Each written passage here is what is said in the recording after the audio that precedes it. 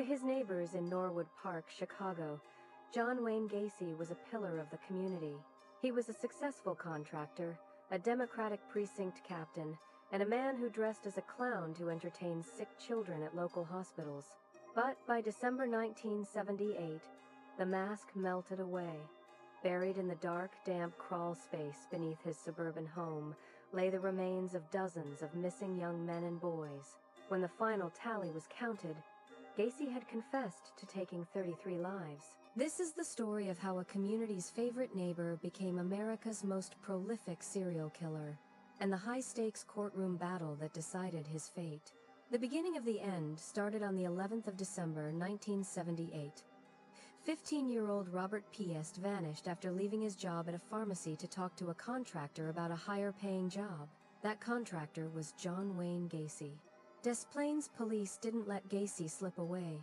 They put him under 24-hour surveillance. The beginning of the end started on the 11th of December, 1978.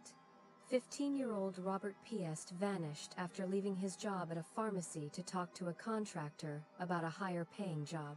That contractor was John Wayne Gacy. Des Plaines police didn't let Gacy slip away.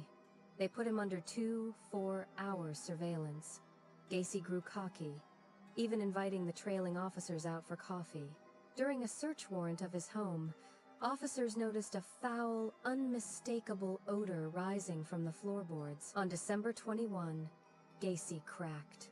He confessed to his lawyers and then to the police.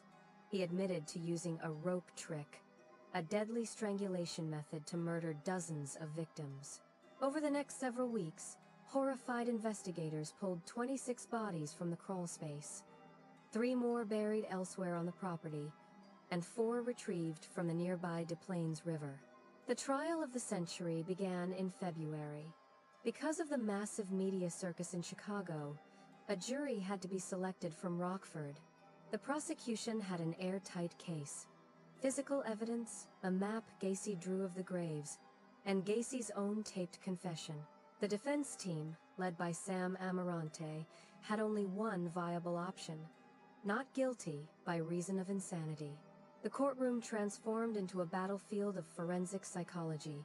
The defense called experts who argued Gacy suffered from multiple personalities, schizophrenia, and irresistible impulses. They claimed he was completely disconnected from reality when the murders took place. But the prosecution hit back hard.